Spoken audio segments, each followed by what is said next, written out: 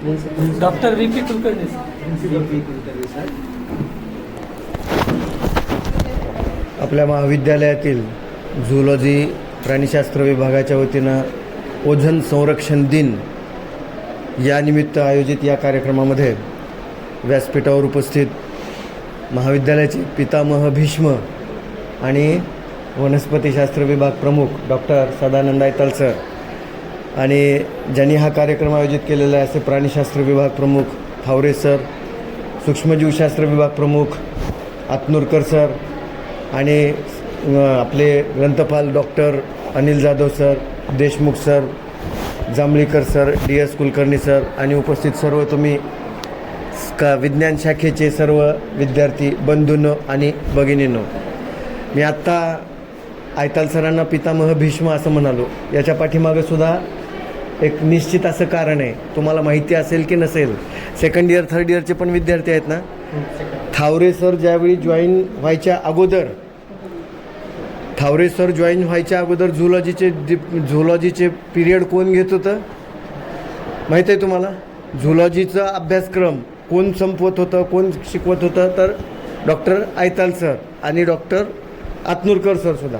जेव्हा आतनूरकर सरही नव्हते तेव्हा झुलॉजी प्लस मायक्रोबायोलॉजी याचे पिरियड कोण घेत होतं? तर डॉक्टर आयताल सर.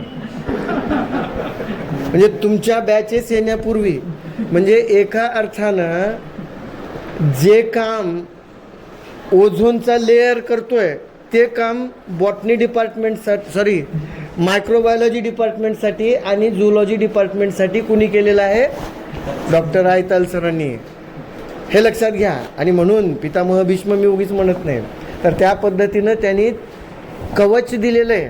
म्हणजे स्वतःचा वनस्पतीशास्त्राचा अभ्यासक्रम पूर्ण करून प्राणीशास्त्र असेल आणि सूक्ष्मजीवशास्त्र असेल पोरकं होऊ दिलं नाही.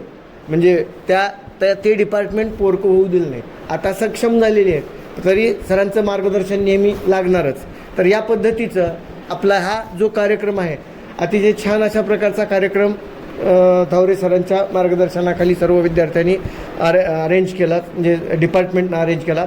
तुमच्या सर्व ह्या नवीन बॉडीजचं म्हणजे झुलॉजी अभ्यास मंडळ, प्राणीशास्त्र अभ्यास मंडळाने जे हे भित्तीपत्रक केली, कृतीतून शिक्षण ज्याला म्हणता येईल, लर्निंग इन डुईंग वगैरे हा जो प्रकार आहे तो खऱ्या अर्थानं जे सर्व विद्यार्थ्यांनी केलं हा अतिशय महत्त्वाचा भाग आहे. तुम्ही खूप छान पद्धतीनं ही पोस्टर्स तयार केली आणि मला नक्कीच वाटतं की ज्यांनी हे तयार केलेली आहेत, कोणी तयार केली आहे आपल्यापैकी? हे फक्त ज्यांनी कोणी तयार केली, उभे राहा काय नाही प्रॉब्लेम, उभे राहा.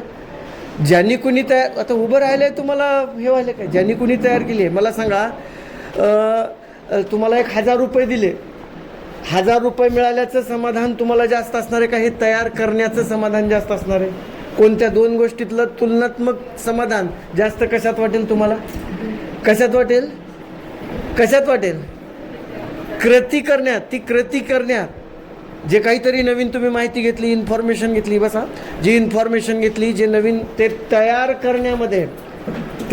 करण्यामध्ये जो आनंद आहे तो त्या आनंदाची तुलनाच होऊ शकत नाही. 1000 नवा कोट्यावधी रुपयाशी होऊ शकत नाही. कारण ते तुम्ही स्वतः तयार केलेलं आहे आणि जी स्वतःची निर्मिती असते, स्वतःचं क्रिएशन असतं, स्वतःची जी सृजनशीलता असते त्यापासून मिळणारा आनंद त्याची तुलना होऊच शकत नाही. त्याच्यामुळं अशा कृतीतून शिक्षणावर भर दिला गेला पाहिजे असं शिक्षण तज्ज्ञ सांगतात आणि त्याच पद्धतीनं आपली वाटचाल चालू आहे. राहता राहिला तर ह्या तुमच्या डिपार्टमेंटल उपक्रम, ही जी शृंखला दिसते प्राण्याची, ह्या पृथ्वीचं वय किती आहे माहिती आहे का तुम्हाला? ज्या पृथ्वी ग्रहावर सजीवसृष्टी आहे, ज्या पृथ्वीवर आपण राहतो आहोत, ह्या पृथ्वी ग्रहाचं वय सुमारे 4-4.5 अब्ज वर्ष आहे. 450 कोटी वर्षापूर्वी हे पृथ्वीचं निर्मिती झाली अवकाशातल्या वेगवेगळ्या घटनातून. मग ती का पहिल्यांदा वायुरूप होती, घनरूप झाली वगैरे वगैरे. पृथ्वीचं परिभ्रमण सुरू झालं आणि परिभ्रमण म्हणजे 24 तासात पृथ्वी स्वतःभोवती प्रदक्षिणा घालते, 365 दिवसामध्ये सूर्याभोवती प्रदक्षिणा घालते स्वतःभोवती फिरत. हे कोट्यावधी वर्ष, अब्जावधी वर्षापासून चालत आलेलं परिभ्रमण आहे. आणि कितीतरी वर्षानंतर म्हणजे 2.3 अब्ज जवळपास बरं का, आता अब्जावधी वर्षाचा इतिहास पाहत असताना लाखो वर्ष, कोट्यावधी वर्ष थोडे फ्लेक्झिबल असतात. रुपयामध्ये 10 पैसे, 100 रुपयामध्ये 1 रुपया म्हणजे नेग्लिजिबल असतो ना, तशा पद्धतीनं 2.3 अब्ज वर्षापूर्वी जवळपास ग्रेट ऑक्सिजन इव्हेंट ही घटना घडली. सॅनोबॅक्टेरिया नामक सूक्ष्म अशा प्रकारच्या अतिशय जंतूमुळं, सूक्ष्म जंतूमुळं ही ग्रेट ऑक्सिजन इव्हेंटची घटना घडली आणि मग इथं ऑक्सिजनची निर्मिती झाली. म्हणजे ते जंतू ऑक्सिजनची निर्मिती होण्यापूर्वी 20 कोटी वर्षापासून अस्तित्वात होते आणि ज्या सूक्ष्म जंतूमुळं इथं ऑक्सिजन निर्माण झाला, त्या ऑक्सिजनच्या निर्मितीनंतर मग हळूहळू सजीव निर्माण झालेले आहेत. मग त्याच्यामध्ये प्रोटोझोआ वर्गातील तुमचा तो एकपेशी अमिबा, बरोबर आहे. मी इतिहासाचा विद्यार्थी आहे, काही चुकत असेल तर करेक्शन करा. सर्व सायन्सची मंडळी इथं, तर चुकत असेल तर करेक्शन करा. मग प्रोटोझोआ वर्गातील अमिबा निर्माण झाला, मग त्याच्यानंतर जलचर प्राणी झाले, शैवाळासारखी वनस्पती निर्माण झाली, भूचर प्राणी निर्माण झाले, सरपटणारे प्राणी निर्माण झाले, बरोबर आहे. आणि मग सर्वात शेवटी झालेली आवृत्ती कोण आहे? मानव. म्हणजे त्याच्या अमिबापासूनच उत्क्रांत होत गेलेला मानव आहे, परंतु ही शेवटची सजीवाची शेवटची आवृत्ती. आणि ज्यावेळी आपली म्हणजे मानव हा निर्माण झाला, हा मानवाला ज्या बुद्धिमत्ता लाभली, त्या बुद्धिमत्तेचा दुरुपयोग हा झाला की ज्या निसर्गापासून आपली अस्तित्व आहे, ज्या निसर्गापासून आमचं अस्तित्व आहे, त्या निसर्गावरच तो मात करायला लागला आहे, हावी व्हायला लागला आहे आणि निसर्गाचीच नियम पायदळी तुडवायला लागला आहे. कुठलाही प्राणी, मानवेतर प्राणी पायदळी तुडवत नाही नियम, परंतु मानव हा असा प्राणी आहे जो सर्व निसर्गाचे नियम पायदळी तोडवायला लागला आहे. भौतिक विकासाच्या लालसेपोटी म्हणजे तो अतिरेकी अशा प्रकारचा वर्तन करू लागलेला आहे. आणि म्हणून मग हे जे आमच्या पृथ्वीचं संरक्षक कवच आहे, संरक्षक कवच जे आहे, हे ओझोनचा लेअर जे आहे ते कमी म्हणजे त्याला छिद्र जी पडायला लागली आहेत किंवा खूप शास्त्रोक्त माहिती या दोन्ही सरांनी, तिन्ही सरांनी आपल्याला दिली की ते कुठंतरी ते रोखणं गरजेचं आहे, आम्हाला कुठंतरी ते कमी करणं गरजेचं आहे. अन्यथा येणारा काळ, येणाऱ्या पिढ्या ह्या आपल्याला माफ करणार नाहीत आणि छोट्या छोट्या गोष्टीतून आम्ही स्वतःचं त्याच्यामध्ये योगदान देऊ शकतो. साधा हा डिपार्टमेंट आहे, हे डिपार्टमेंट आहे. इथून जाताना जर फॅन चालू राहिला, लाईट चालू राहिली तर ती प्रतारणा आहे. आम्ही जे बोलतो, आम्ही जे आता हे कार्यक्रम करतो, त्या कार्यक्रमाची, त्या तत्वाशी केलेली प्रतारणा आहे. आपण ते जाताना सगळं बंद केलं पाहिजे, बरोबर आहे. म्हणजे आपण सेव्ह इलेक्ट्रिसिटी, सरांनी जसं सांगितलं, आता ते काय वेगवेगळे इलेक्ट्रिक वाहनं यायला लागलेली आहेत, म्हणजे पेट्रोल डिझेलचा वापर कमी वगैरे वगैरे. म्हणजे अशा पद्धतीनं जिथं जिथं आम्हाला शक्य आहे पर्यावरणाचं संरक्षण करणं, पर्यावरणाचं संवर्धन करणं, अधिकाधिक प्लांटेशन करणं, वनस्पतीचं म्हणजे संवर्धन आणि संरक्षण करणं, ह्या सर्व प्रकारातून आपण या पृथ्वीवर येऊ घातलेलं संकट जे आहे, पूर्ण जर पृथ्वीवरच संकट आलं तर मानवजातच नामशेष होणार, सर्वच सजीव सृष्टीच नष्ट होणार. आणि मग सजीव सृष्टीच नष्ट झाल्यानंतर तुम्ही दुसऱ्या ग्रहावर जे संशोधन चालू आहे तिथं राहता येईल का?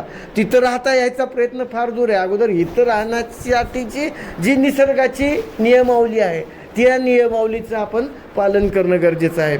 संशोधन आवश्यकच आहे, परंतु आपण आपला परिसर हा अधिकाधिक हराभरा, अधिकाधिक निसर्गाने अनुकूल हा अशा प्रकारचा म्हणजे ठेवण्याचा प्रयत्न केला पाहिजे. आणि अधिकाधिक म्हणजे ऑक्सिजन हा स्वच्छ ऑक्सिजन, स्वच्छ हवा कशी राहील याचा प्रयत्न आपल्या छोट्या छोट्या गोष्टीतून होऊ शकतो. तर त्या पद्धतीनं ह्या ओझोन संरक्षण दिनाच्या निमित्तानं हा जो उपक्रम आखला आणि या उपक्रमातून जी आपल्यापर्यंत माहिती सरांनी दिली, जाणीव जागृती केली, मला असं वाटतं की आपण सर्वांनी थोडासा हातभार लावून, प्रत्येक घटकाने आपला थोडासा जरी हातभार लावला तरी नक्कीच या पर्यावरणाचं संरक्षण म्हणजे होऊ शकतं. खारीचा वाटा आपण उचलणं गरजेचं आहे. फुल ना फुलाची पाकळी या उक्तीप्रमाणे थोडका आपण आपला त्याच्यात सहभाग नोंदवणं आवश्यक आहे. आणि त्या अनुषंगानं आजचा हा कार्यक्रम म्हणजे त्या अनुषंगानं पडलेलं आपलं पहिलं पाऊल आहे असं मी समजतो. सर्व ह्या प्राणीशास्त्र मंडळाच्या अभ्यास मंडळाच्या सर्व नवनियुक्त अध्यक्ष सदस्यांचा मी अभिनंदन करतो. डिपार्टमेंटनं खूप छान अशा प्रकारचा छोटेखानी असा कार्यक्रम अरेंज केला, त्याबद्दल मी थावरे सरांचंही अभिनंदन करतो, कौतुक करतो. सर्व मान्यवरांचं मी ऋण व्यक्त करतो आणि मी माझी रजा घेतो. धन्यवाद.